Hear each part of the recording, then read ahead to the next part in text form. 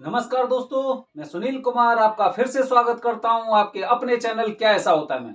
दोस्तों, आज मैं आपके साथ वीडियो के माध्यम से जो जानकारी शेयर कर रहा हूं वो हर परिवार के लिए इतनी महत्वपूर्ण है कि जब आप मेरी वीडियो देखेंगे तो आप समझ जाएंगे कि मैंने इस वीडियो के माध्यम से आपके साथ ऐसी जानकारी शेयर की है जिसका आपको बेसब्री से इंतजार होगा, बेसब्री से इंतजार होगा, क्योंकि ऐसा अद्भुत संयोग बन रहा है, अद्भुत संयोग बन रहा है। फरवरी के महीने में, अगला महीना फरवरी का आने वाला है, फरवरी के महीने में 5 दिन का ऐसा संयोग कि आपसे संबंधित, आपके परिवार से संबंधित, आपकी कुंडली से संबंधित हर समस्या का होगा समाधान। बस वो 5 दिन आपको अपने लिए सुरक्षित करके रखने हैं। 5 दिन आपको सुरक्षित करके रखने हैं अपने लिए, और जैसा मैं कहता जाऊं उसी हिसाब से आप कार्य करते जाना, और फिर देखना कि उन 5 दिन की वजह से आप जिंदगी में कभी भी मात नहीं खा सकते। किसी भी तरह का दोष, किसी भी तरह की कुंडली के प्रभाव, किसी भी तरह के ग्रह आपकी आपकी किस्मत के आगे रोड़ा नहीं अटका सकते। वो मैं आपको जानकारी दे रहा हूं। दोस्तों, हम सब लोग अच्छी तरह से जानते हैं 18 फरवरी की महाशिवरात्रि है। इससे पहले वाले वीडियो में आपके साथ शेयर कर चुका हूं कि 18 फरवरी की महाशिवरात्रि है। आप अपने घर परिवार में जो आपका कैलेंडर होता है या फिर जो पंचांग होता है उससे आप देख सकते हैं। वैसे अधिकांश लोगों को इस बारे में जानकारी 18 फरवरी की महाशिवरात्रि है। जैसा कि इस साल का मतलब अगर कैलेंडर 2023 की मैं बात करूं तो 2023 का पहला मुहूर्त ऐसा जो काल सर्प दोष के से पीड़ित लोगों के लिए एक वरदान की तरह साबित होने वाला है, एक वरदान की तरह। अच्छा, एक चीज तो ये। दूसरी बात दोस्तों ये है कि जिन लोगों की कुंडली में काल सर्प दोष है वो तो अपना इलाज करा लेंगे, वो तो उसका निवारण करवा लेंगे 18 तारीख को।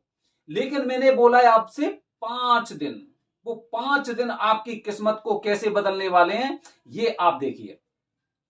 दोस्तों, जैसे कि महाशिवरात्रि से पहले अगर मैं पितृदोष की बात करता हूं, महाशिवरात्रि से पहले पितृदोष का जो मुहूर्त है वो है 14 तारीख। 14 फरवरी को पितृदोष पूजा का पूर्ण एक ऐसा योग बन रहा है कि 14, 15 और 16 ये 3 दिन की पूजा आप करवाएंगे त्र्यंबकेश्वर में या फिर उज्जैन में, वहां पे करवाएंगे। पहले दिन होगी नारायण बलि, दूसरे दिन होगी नाग बलि, तीसरे दिन क्या होगा, भगवान गणेश जी आपके सारे कार्यों को सिद्ध करेंगे, उनसे प्रार्थना की जाएगी, मांगलिक कार्य के लिए शुद्धिकरण होगा। 3 दिन की पूजा होगी। अब दोस्तों 13 फरवरी को आपको त्र्यंबकेश्वर पहुंचना है। मैं त्र्यंबकेश्वर की बात कर रहा हूं अभी। 13 तारीख को आपको त्र्यंबकेश्वर पहुंचना है। 14, 15 और 16 ये 3 दिन आपकी होगी पितृदोष की पूजा, जिसमें मैंने आपको बताया नारायण बलि, नाग बलि और भगवान गणेश जी की पूजा। 17 तारीख को आपको त्र्यंबकेश्वर में वहां की स्थितियों को देखना है, वहां की पूजा देखनी है, वहां पे जो चल रहा होता है, वो जो कार्यक्रम चलते हैं वहां पर वो देखने हैं। और 18 तारीख को आपको करवानी है काल सर्प दोष की पूजा। ये हो गए 5 दिन।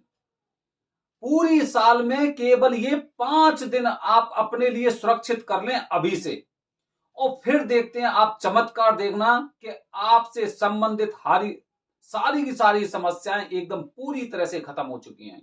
दोस्तों, जैसे अगर मैं पितृदोष की बात करता हूं, हर घर परिवार में पितृदोष होता है, हर इंसान के ऊपर पितृदोष होता है, लेकिन पितृदोष की पूजा केवल पुरुष कराते हैं। पुरुष कौन से करा सकते हैं? वो पुरुष करा सकते हैं जो खुद पूजा करने में सक्षम होते हैं। अगर मैं बात करूं कि 7-8 साल से छोटा अगर आपका कोई बालक है, वो पूजा अगर नहीं कर पा रहा है तो अभी आपको इंतजार करना है। अगर मैं बात करूं एक बुजुर्ग इंसान की कि जिनकी उम्र करीब 60, 65 या 70 साल है, जो जमीन पर नहीं बैठ सकते या फिर बार बार जमीन पे बैठना, फिर उठना, फिर बैठना, फिर और जो कार्यक्रम है वो करना, जो भी बताई जाती है क्रियाविधि वो करना, वो अगर नहीं कर सकते हैं तो उनको हम छोड़ देते हैं। वैसे हर इंसान की कुंडली में पितृदोष होता है, वो किसी को दिखाई दे या ना दे, क्योंकि हम किसी ना किसी के तो ऋणी रहते हैं। इसीलिए नारायण बलि की पूजा होती है। नारायण बलि का मतलब दोस्तों ये हो गया कि आप एक साथ आपकी एक पूजा से, और जो 21 पीढ़ी होती है, 21 पीढ़ियों को मोक्ष मिलता है, उनकी आत्मा को बल मिलता है, उनको तसल्ली मिलती है कि हमारी पीढ़ी में, हमारे खानदान में, हमारे नेटवर्क में जो भी लोग हैं, मतलब कोई भी इंसान ऐसा है जिसने हमारे लिए कार्य किया है, तो आपके लिए जो अच्छे फल हैं, जैसे मैं कह रहा था ना, आपकी समस्या का समाधान होगा, वो 21 की 21 आत्माएं आपको पूरी तरह से शुभ आशीर्वाद देती हैं, शुभ आशीर्वाद आपके लिए देती हैं कि आप कहीं पर रुक नहीं सकते। पहली बात। दूसरी बात बता रहा हूं दोस्तों कि 21 पीढ़ियों का आपको आशीर्वाद मिल चुका है। उसके बाद जब हम नागबलि की पूजा कराते हैं, तो नागबलि आपके घर परिवार में किसी के भी द्वारा अगर किसी नाग को मारा गया है, या फिर उस नाग को मरते हुए देखा है, या फिर सांप को मारने में मदद की है, किसी ने भी की है, तो उससे आपको छुटकारा मिलने वाला है। इस जो अद्भुत संयोग बन रहा है उसी समय में। और उसके बाद अगर मैं काल सर्प दोष की बात करता हूं, तो 18 तारीख को आपको काल सर्प दोष का निवारण हो जाएगा। तो इस तरह से होता है। अच्छा, अब इसके साथ एक चीज और बची कि 17 तारीख को क्या करना है। 17 तारीख को दोस्तों अगर आप कर सकते हैं तो आप त्रिपिंडी श्राद्ध कर सकते हैं। त्रिपिंडी श्राद्ध। अच्छा, त्रिपिंडी श्राद्ध क्या होता है वो भी मैं आपको बता रहा हूं दोस्तों। जैसे कि लोग कहते हैं कि भाई वो मेरा श्राद्ध करता है, वो उसने मेरे लिए पूजा की, उसने अब मेरा ऋण चुकाया, ये सारी चीज होती हैं। लेकिन काफी ऋण ऐसे होते हैं जिन्हें हम चुका ही नहीं पाते, क्योंकि हम लोगों को उस बारे में जानकारी नहीं होती है। मैं वो ऋण बता रहा हूं आपको, और आप अच्छी तरह से समझेंगे। देखिए, जैसे कि आजकल घर परिवार में हर किसी इंसान को कुछ ना कुछ जानवर पालने की एक आदत बन गई है। कोई कुत्ता पालता है, कोई गाय पालते हैं, कोई भेड़ बकरी पालते हैं, कोई भैंस पालते हैं, कोई ऊंट पालते हैं, कुछ भी पालते हैं। अब आपने बहुत से बार ऐसा देखा होगा, जैसे कि कोई इंसान अगर दूध निकाल रहा है, गाय से दूध दुह रहा है, ठीक है, तो सबसे पहले थप्पी मारता है गाय पे या भैंस पे, और फिर उस इंसान को वो पूरा दूध देती है। लेकिन अगर कोई और इंसान अगर दूध निकालने के लिए नीचे बैठता है, तो वो उतना दूध नहीं देती है। मतलब दोनों के बीच में कुछ ना कुछ तो ऐसा संबंध है, कुछ ना कुछ ऐसा संबंध है जो आत्माओं का संबंध होता है। और जब आत्मा किसी से जब जुड़ जाती हैं, और उनमें से अगर कोई वो जानवर भी अगर इस दुनिया में नहीं रहता है, तो आपको उसकी शांति के लिए त्रिपिंडी श्राद्ध अवश्य कराना चाहिए। त्रिपिंडी श्राद्ध अवश्य कराना चाहिए। अच्छा, ये तो हो गए जानवर। एक और दूसरा उदाहरण दे रहा हूं।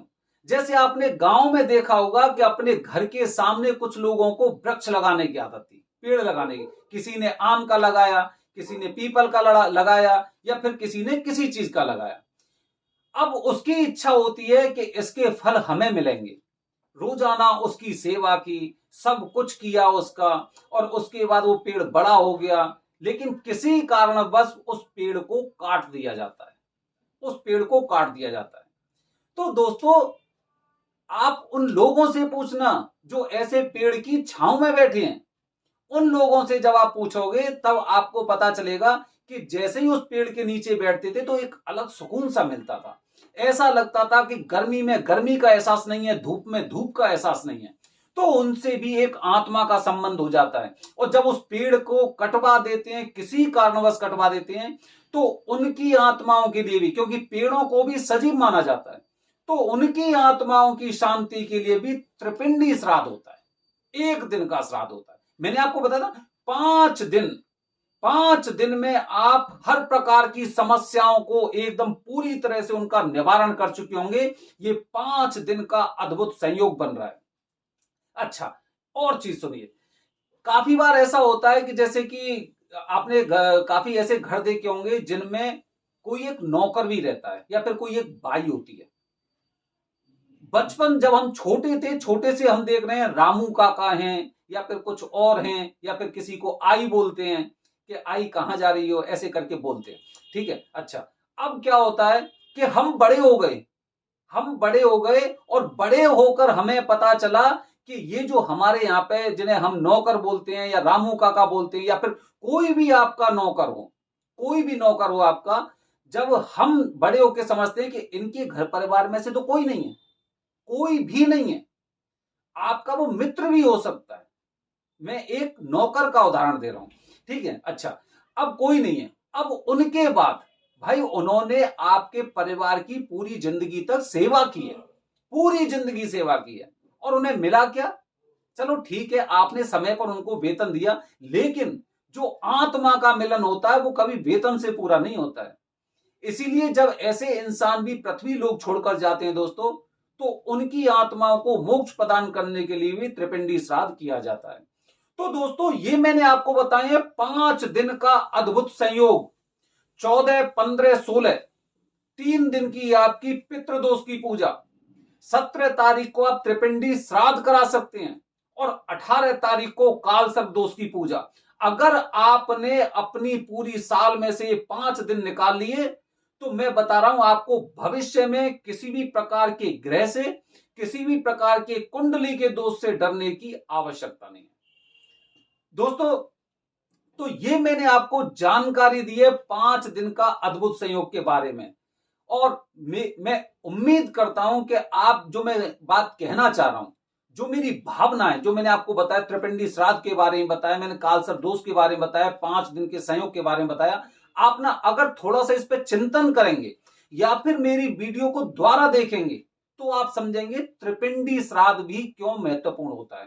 पूरी जानकारी दूंगा मैं अपने वीडियो में आने वाले में, तब तक बने रहिए हमारे चैनल के साथ। धन्यवाद दोस्तों, जय हिंद, जय भारत, हर हर महादेव।